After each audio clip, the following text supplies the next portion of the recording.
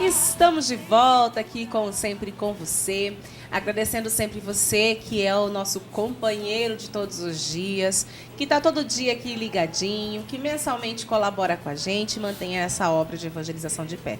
Se a informação pode chegar até a sua casa ou de mais lares, é porque nós temos pessoas com coração generoso, né, que faz a sua contribuição. Você sabia que eu também sou milite? Pois é, olha, eu trabalho aqui, né, eu sou funcionária da Milícia da Imaculada, mas eu também sou milite, eu também participo. Porque eu acredito que, além do meu trabalho aqui, eu posso dar o meu algo a mais, que é com a minha contribuição mensal. E aí, sabe o que aconteceu?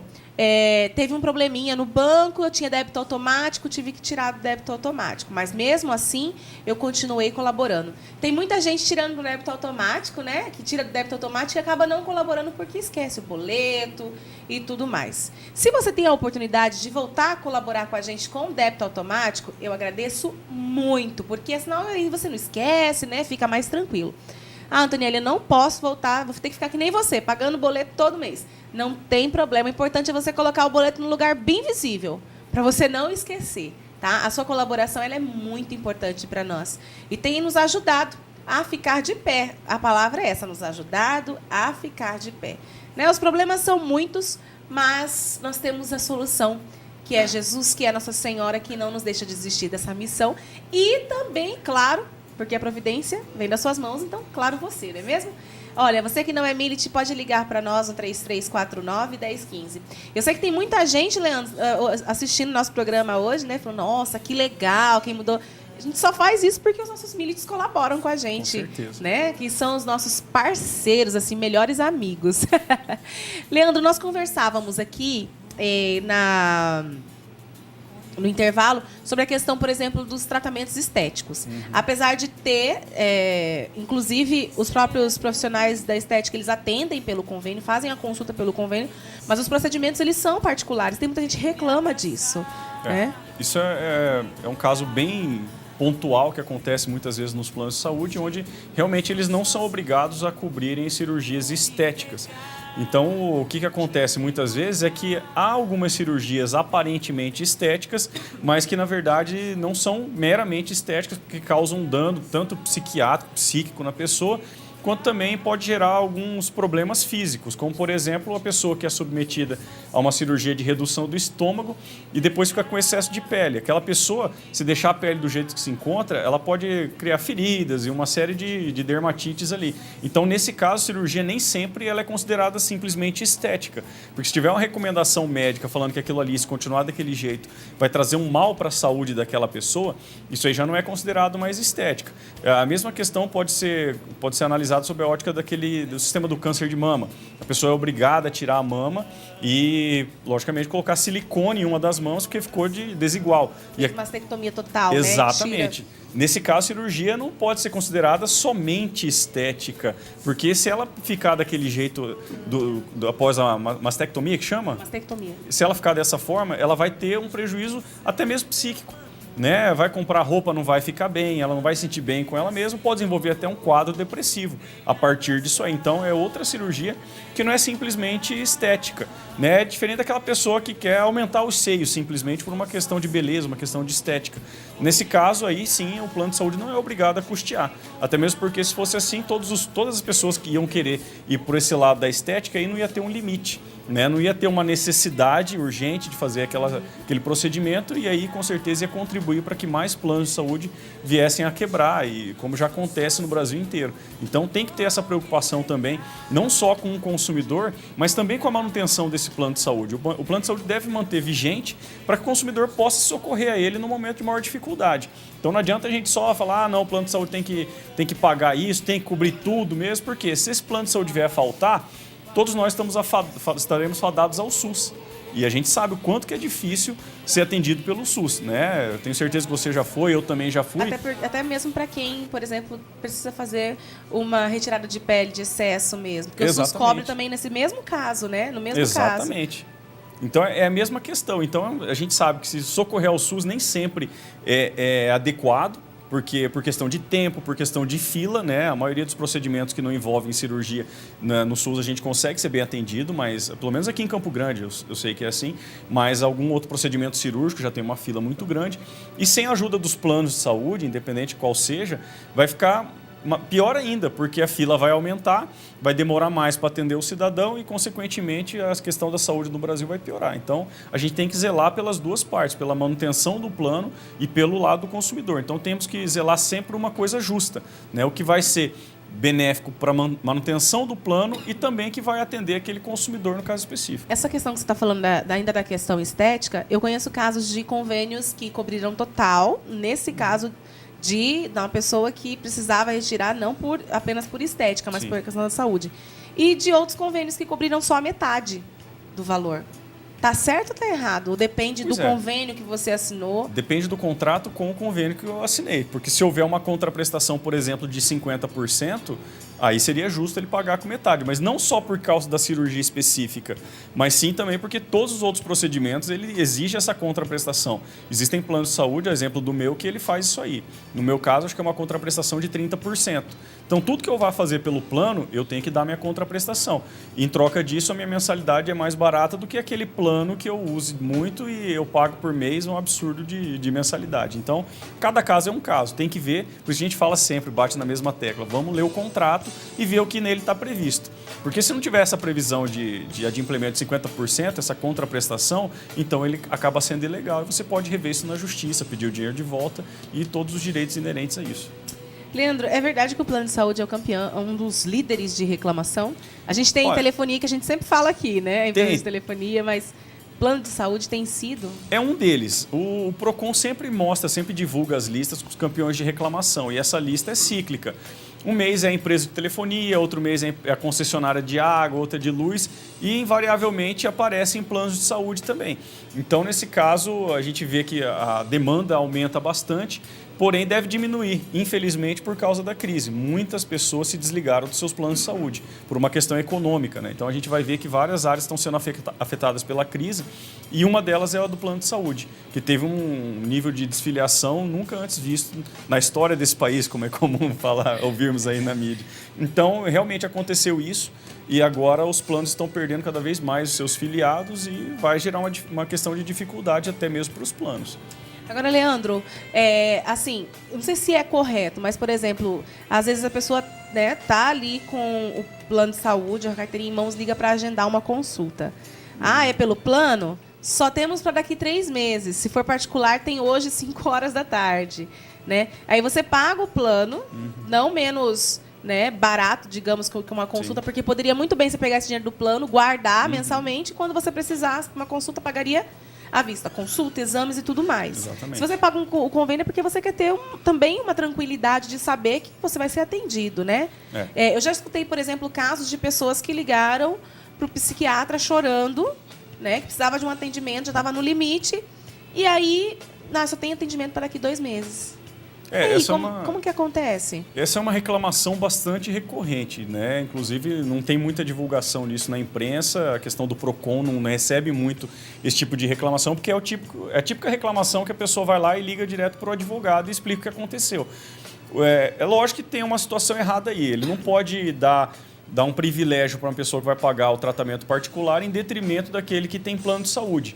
Então, nesse caso, deve-se reclamar no plano de saúde, mas principalmente ter uma prova disso, né? Se isso aconteceu já uma vez, tenta de novo, liga nesse mesmo número, só que dessa vez grava a ligação e fala, aqui eu consegui provar, né, para o plano de saúde que aquele médico, ele começava a atender em determinado tempo uma pessoa com tratamento particular e outra se viesse pelo seguro, pelo plano de saúde. Então, isso aí é uma forma de materializar aquele ilícito cometido, porque é uma forma de burlar o plano, né? Ele oferece um serviço de pior qualidade para o plano de saúde, então é uma forma de você provar e exigir que a ANS tome as devidas providências, pode acionar o PROCON e até mesmo a justiça. Se ele se sentir moralmente ofendido com aquela questão, ele pode simplesmente ajuizar uma ação por danos morais.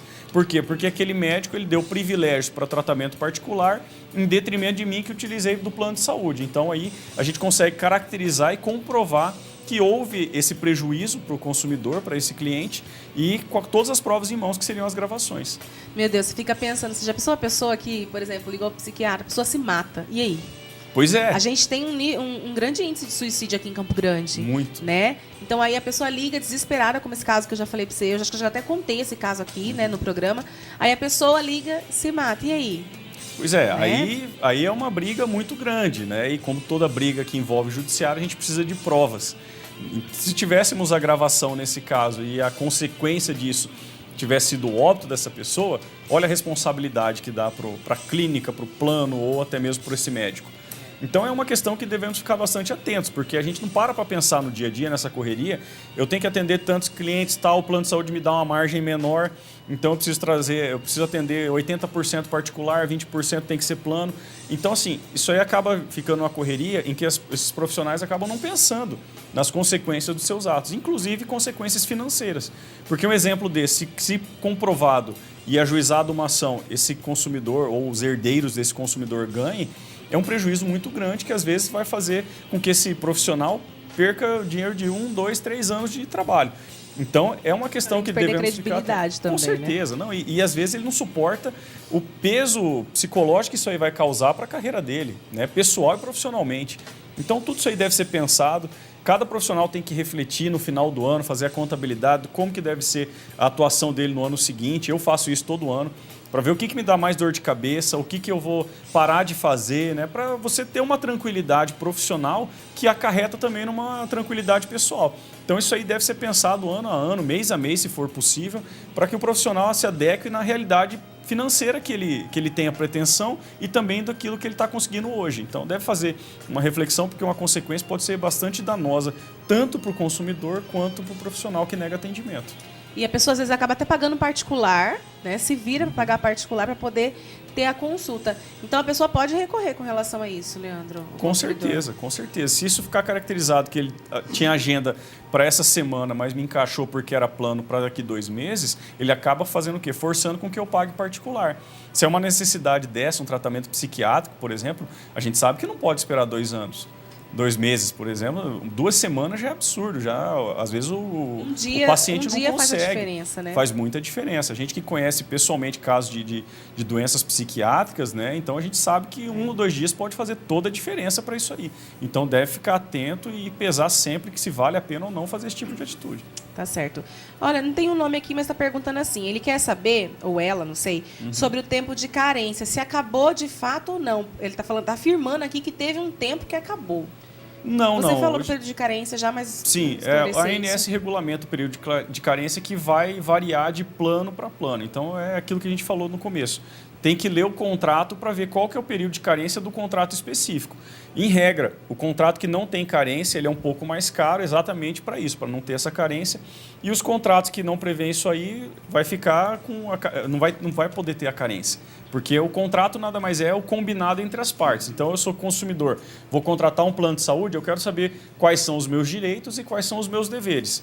E também, logicamente, o plano de saúde vai ter seus direitos e deveres, então eu quero saber ali quais são as regras do jogo. Se não está escrito ali a questão da carência, presume-se que não há carência. Então eu posso, a partir do 1º mês, fazer todo aquele tratamento que está previsto no contrato. Então, esse caso específico, a carência não é que acabou, não. Alguns planos realmente não têm. Então tá aí, tá esclarecido, não deixou o nome mais, né? Tá aí respondido. Agora, Leandro, por exemplo, uma pessoa... tem o convênio, assinou o convênio tem 1 ano, aí ela perde o emprego. Nessa que ela perdeu o emprego, ela fica doente em questão de semanas, descobre, por exemplo, uma doença muito grave e não consegue mais pagar o convênio. Ela tem um período de que o convênio tem que ficar com ela ou não, o convênio já cancela de vez. Acho que o mesmo caso dos aposentados, né? Isso aí tem que ficar bastante atento, porque o plano de saúde ele é obrigado a lhe enviar uma notificação falando da rescisão. Então, via de regra, funciona assim. Eles têm 3 meses, né? Eu posso ficar inadimplente até 3 meses. Vamos supor que eu estou com o meu plano, fiquei 2 meses sem pagar. Aí eu preciso ser hospitalizado. Como é que funciona essa situação? Eu tenho que pagar tudo que está em atraso para eu ter direito a usar o plano. Agora, se passou desses 3 meses e o plano me notificou, a partir daí o contrato está rescindido. Então deve haver para rescisão 3 meses de inadimplência e a notificação do plano de saúde avisando que os 3 meses se esgotaram e a partir de tal data eu já estou sem um plano. Havendo preenchido esses pré-requisitos, aí sim, pode haver rescisão, mas o prazo são 3 meses. Mas a pessoa, então, ela pode, por exemplo, se ela sai do emprego, perde o emprego, né? Fica sem dinheiro para pagar o plano, ela tem, então, ela pode continuar, descobre, por exemplo, um câncer. Isso. Né? Ela pode continuar o tratamento. Ela deve fazer o pagamento das parcelas em atraso e aí ela pode fazer o tratamento. O que não pode o plano de saúde falar, não, o seu contrato está rescindido por 2 meses de inadimplemento.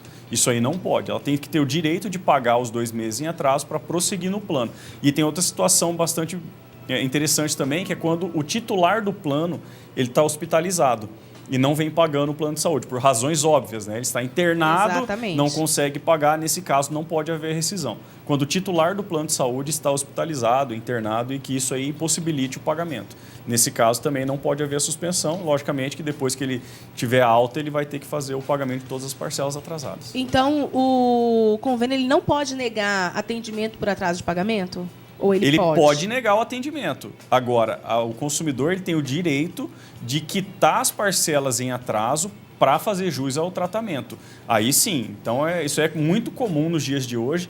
E a pessoa, por muitas vezes estar inadimplente, ela acaba se sentindo inferiorizada, ela não vai buscar os direitos. Então, ela vai ser hospitalizada, uma UTI, você sabe que é extremamente caro, né? Então, às vezes o plano de saúde dessa pessoa é R$300 por mês e um tratamento da diária da UTI é 5 mil, que não é raro acontecer isso.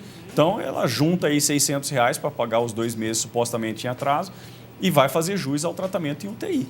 Né? E aí já tem aquela outra situação. Se o titular do plano que estiver hospitalizado já, isso impossibilitou o inadimplemento, o plano de saúde não pode rescindir. Agora, se ele estava inadimplente e ele precisou do tratamento e ficou hospitalizado, é dali para frente que ele tem direito, e então as pessoas que estão ali para auxiliar devem fazer o pagamento das 2 parcelas anteriores. E com relação ao ajuste que tem, né, das prestações, da parcela, né, esses reajustes, até quanto que é certo, o que já é abusivo?